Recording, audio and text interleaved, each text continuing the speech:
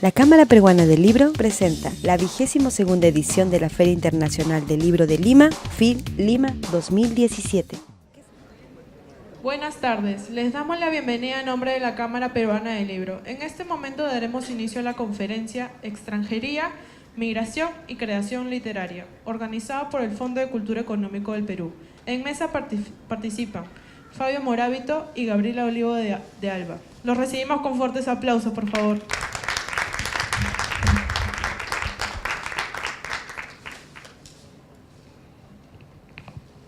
Muy buenas tardes a todas ustedes, las personas reunidas esta tarde, que nos hemos convocado para venir a escuchar, a conversar, a interpelar a Fabio Morábito. Como seguramente ustedes saben, Fabio Morábito forma parte de esta delegación mexicana, de los autores que vienen a esta FIL.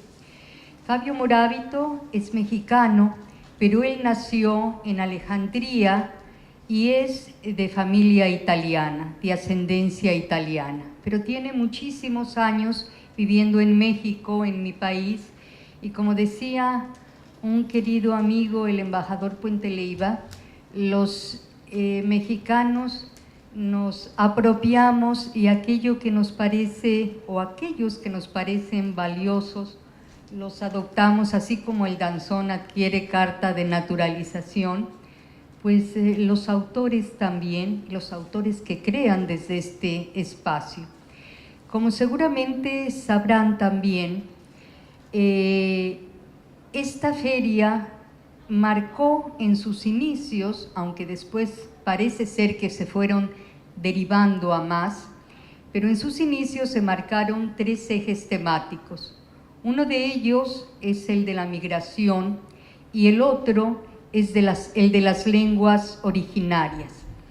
Nos pareció, conversando con Felipe, que una figura clave para poder hablar de este tema era justamente Fabio Morábito, pues por esta ascendencia de la que ya he hablado, y por otro tema que a mí particularmente me llama la atención, me inquieta, y tiene que ver también con el libro que presentó él ayer en una de estas salas, que es una recopilación y reescritura de cuentos populares mexicanos de distintas regiones del país, pero además que tienen que ver con la tradición oral. Y una de las inquietudes es justamente cómo se muda de lengua, porque bueno, uno muda cuando se traslada. También pensaba hace un rato en otro autor, en otro creador mexicano, chicano, Guillermo Gómez Peña, que se considera a sí mismo un nómada y habla de que este periodo de la humanidad es un periodo nómada. Yo la verdad es que creo que el nomadismo pues siempre está ahí, presente, latente, o incluso, como diría un amigo mío, aunque uno sea un sedentario, bueno, está viajando con la tierra desde ese punto fijo en el que se ubica. Pero bueno, no se trata de que yo hable, sino justamente de escuchar lo que Fabio Morábito tiene preparado para esta oportunidad. Yo no quisiera pasarle la palabra sin antes mencionar que varios de sus libros de algún modo nos dan indicios, pistas de esto. Uno de ellos, de narrativa, se llama Grieta de Fatiga. La grieta como este espacio de intersticio, este lugar liminal. Y La ola que regresa también nos hace pensar en el litoral, en esta frontera que permanentemente se fija y se desdibuja, que permanentemente se construye y se deconstruye. Pero bueno, Fabio, de nuevo la bienvenida a ti, acá a Lima y a la FIL. Muchas gracias, Gabriela, por la invitación que me hizo el Fondo a venir a esta feria. Tengo un poco de miedo porque el título es un título de esta mesa muy rimbombante, pareciera que yo soy un experto en migración, movimientos migratorios, poblaciones nómadas, etcétera, etcétera, y para nada lo soy, y simplemente voy a hablar un poco de cierto sentimiento o cierta situación de extranjería que por una biografía un poco accidentada me ha tocado vivir y sobre la cual he escrito tanto en poesía como en cuentos y como también en ensayos. Y entre esa temática está la que tú mencionaste del cambio de la lengua, es decir, adoptar una lengua, y desde luego para hablarla, pero también para escribirla. Un fenómeno que antes era muy extraño, muy raro, pero que se ha convertido en algo bastante frecuente, debido justamente a eso que menciona el autor que mencionaste, es decir, sí, vivimos una época, si no de nomadismo, sí de muchos cambios fronterizos y culturales de país a país. Y de ubicuidad, que eso es también algo muy sui generis, claro, ¿no? Y es más frecuente pues el hecho de escritores que adoptan otra lengua, incluso en poesía, porque en prosa suele darse más frecuentemente. En poesía siempre ha habido una especie como de un mito, por así llamarlo, de que la poesía se tiene que escribir en lengua materna. Paul Celan decía que alguien que escribe poesía en una lengua no materna está mintiendo. Y si mal no recuerdo, el propio Dante, desde Dante, había dijo, no directamente, no explícitamente, pero algo así, la poesía hay que escribirla con la lengua que uno mamó con la leche materna. Y bueno, tal vez sea cierto. Admito que es un pensamiento que a mí me tiene muy inquieto, porque a veces me pregunto si yo no estoy fuera de la jugada desde el principio, pues, porque no debería yo ser poeta en una lengua que no es mi lengua materna, pero me consuela el hecho de que cada vez más aparecen poetas que por avatares del destino terminaron por escribir en una lengua aprendida, y a veces aprendida muy tarde. Yo el español lo aprendí a los 15 años y además es una lengua muy cercana al italiano. Próxima, sí. Lo cual es una ventaja y también es una desventaja. Es un poco como los hermanos gemelos que se entienden profundamente, pero también logran odiarse profundamente, como ningún tipo de hermano. Entonces, es una situación también rara. Voy a empezar justamente leyendo un poema que tiene que ver directamente con esto de la lengua, y que surgió a partir de un hecho. Un día justamente quise, por curiosidad, traducirme a mí mismo al italiano un texto que yo había escrito. Un texto en prosa de un libro que se llama Caja de Herramientas, que es como poemas en prosa. Traduje uno por la curiosidad de saber si yo podía traducir bien a mi propia lengua materna. Traduje ese texto y se lo mostré a una amiga y traductora profesional para que me diera su parecer. Y me dijo, una amiga italiana, y me dijo, bueno, la traducción está bien, es correcta, no hay errores, te felicito. Y ahora si quieres yo lo traduzco también. Entonces, ella tradujo el mismo texto y lo hizo mucho mejor. Desde las primeras líneas me di cuenta que aquella era una traducción viva y la mía simplemente era una traducción correcta. Además, me fijé que ella se había tomado unas libertades con mi texto, unas licencias, pues, que yo, a pesar de ser el autor del texto, no me había atrevido a, como si me respetara a mí mismo demasiado. Ella, en cambio, sin respeto, sin demasiado respeto, se concedió a sí misma permiso para eso que hemos hablado justamente en cuando hemos hablado de los cuentos populares, es decir, la traducción tiene que saber traicionar para ser una traducción viva.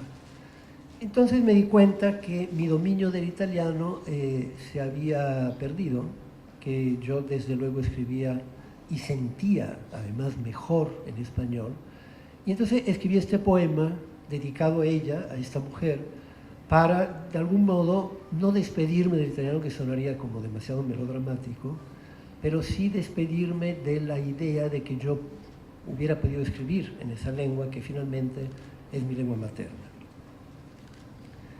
Ahora, después de casi 20 años, lo voy sintiendo como un músculo que se atrofia por falta de ejercicio o que ya tarda en responder. El italiano en que nací, lloré, crecí dentro del mundo, pero en el que no he amado aún, se va de mis manos, ya no se adhiere a las paredes como antes, deserta de mis sueños y de mis gestos, se enfría, se suelta a gajos. Y yo que siempre vi ese vaso lleno, inextinguible, plantado en mí como un gran árbol, como una segunda casa en todas partes, una certeza, un nudo que nadie desataría, un coto inaccesible, un refugio, descubro una verdad que por demás siempre he sabido. El que conquista se descuida siempre y por la espalda y la memoria cojean los nómadas y los advenedizos. Hay que voltear atrás tarde o temprano, soldarse a algún pasado, pagar todas las deudas de un solo golpe si es posible. Así, si tú te vas, idioma de mi lengua, razón profunda de mis torpezas y mis hallazgos, ¿con qué me quedo? ¿Con qué palabras recordaré mi infancia? ¿Con qué reconstruiré el camino y sus enigmas? ¿Cómo completaré mi edad? Bueno, este poema quiere ser eso, ¿no? Una toma de conciencia de que uno también se despide de los idiomas y aún de los idiomas maternos, ¿no? Que el idioma materno no es invencible y que sufre sufre como cualquier idioma. La imagen que creo que es central en el poema es la del músculo que se atrofia por falta de ejercicio, es decir, se va como enfriando. Muchos años después volví sobre ese tema en un libro de prosa que justamente titulé El idioma materno, que es un libro que surgió de una invitación que me hizo el periódico argentino El Clarín para que yo escribiera una columna al mes, muy corta, sobre lo que yo quisiera. Y dudé un poco porque no tengo temple de periodista y decidí que no iba a ser una columna periodística, es decir, que no iba yo a escribir sobre hechos circunstanciales, coyunturales, de actualidad, sino a escribir reflexiones en general y a partir del primer texto dije sobre el libro, sobre la literatura, sobre la vocación, sobre por qué yo me hice escritor, etcétera, etcétera. Entonces lo llamé el idioma materno a partir de un texto que es el último. Son textos muy cortos, 2000 caracteres sin espacios. Eso era la consigna y no fue fácil adaptarme a ese formato, pero después poco a poco entré mentalmente en esta brevedad, en esta concentración. El idioma materno es un hueso duro de roer.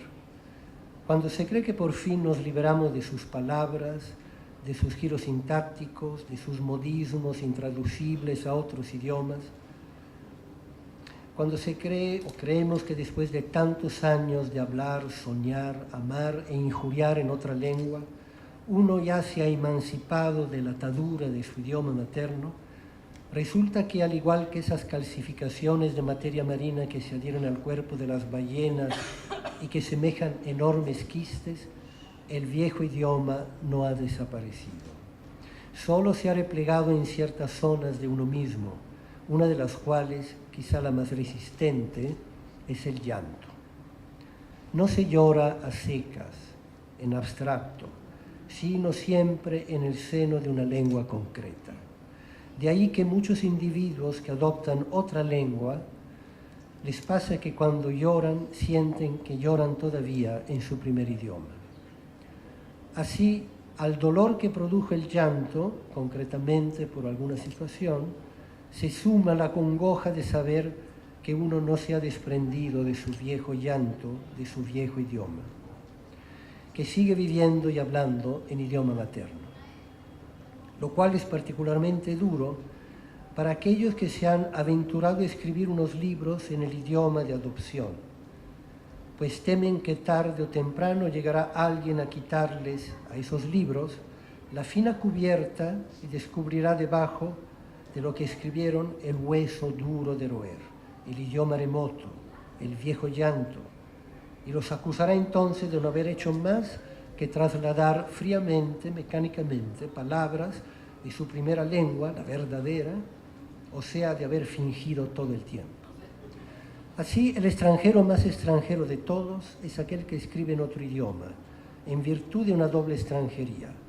La extranjería de la escritura, que es una traición al mundo, y la traición de escribir en una lengua que no es la materna, que es una traición al habla. Pero tal vez en esta traición a la lengua de origen radica la sola salvación posible, el único perdón al que puede aspirar un escritor por haberse apartado del mundo y del habla. Todo escritor bien visto se hace escritor gracias a esta traición. Se aparta de la lengua madre para adoptar una lengua que no es la propia, una lengua extranjera, una lengua sin lágrimas. Se abdica del idioma materno porque se abdica del llanto, y se abdica del llanto porque solo dejando de llorar se puede escribir. Bueno, este texto dice todo lo contrario del poema, es decir, aquel es una toma de conciencia de que el idioma materno se ha ido, y este es la conciencia opuesta, es decir, el idioma materno nunca se va. Nunca se va, y aunque ya no alcance su estado de plenitud, está ahí todo el tiempo, incubado, latente, estorbando, dificultando las cosas, como una mala conciencia, rivalizando con el idioma que se ha aprendido, como tratando de sabotearlo. Y de algún modo, no sé si es cierto, obviamente no lo podría comprobar, pero creo que el último reducto donde el idioma materno se esconde para no ser expulsado definitivamente, es el llanto. Es decir, creo que lloramos cada uno en el propio idioma materno, con movimientos y sollozos que hemos aprendido de niño, porque también se aprende a llorar, y se imita y se llora imitando a otros que han llorado. Y eso quizá es el último reducto en que se repliega el idioma materno para no ser expulsado. Lo cual para mí significa que para escribir hay que dejar de llorar. Es decir, si el verdadero idioma extranjero es el idioma de la escritura, y en ese sentido todos los que escriben adoptan una lengua extranjera, que es la lengua literaria, que es la más difícil, la que nunca termina de aprenderse, la que nunca se domina del todo, entonces significa que tienen que dejar de llorar, porque no se llora nunca en una lengua aprendida, se llora en el idioma materno. Y entonces yo le diría a alguien, un joven, que por ejemplo, si pudiera acercarme y dijera, ¿tú crees que vale la pena que yo me vuelva escritor? Yo creo que la primera cosa que hay que decirle, pues, muy bien, pero tienes que aprender a dejar de llorar, ¿no? Ya está prohibido llorar de aquí en adelante si vas a escribir. O sublimar el llanto dentro de la escritura. Y no solo llorar, sino quizá amar también, en un cierto sentido. Alejarse dramáticamente de ciertos sentimientos elementales, inmediatos, porque uno se refugia en la escritura. La escritura es muy traicionera y es muy exigente. Y una prueba de ello es que a mí me ha pasado a veces que escribiendo algunos poemas me emociono y me dan ganas de llorar. Siento en ese momento que estoy escribiendo un poema y he aprendido con el tiempo a aguantarme estos abandonos sentimentales, porque si empiezo a emocionarme demasiado el poema sale mal. El poema exige control, cierta frialdad, cierto desdoblamiento, y es una prueba más de que la escritura es muy dura con la vida. Es decir, la escritura exige una adhesión total y casi una esclavitud que implica renunciar a muchas cosas, incluso a sentimientos que el ser humano no debería nunca renunciar a ellos, como amar, por ejemplo. Bueno, sobre esto...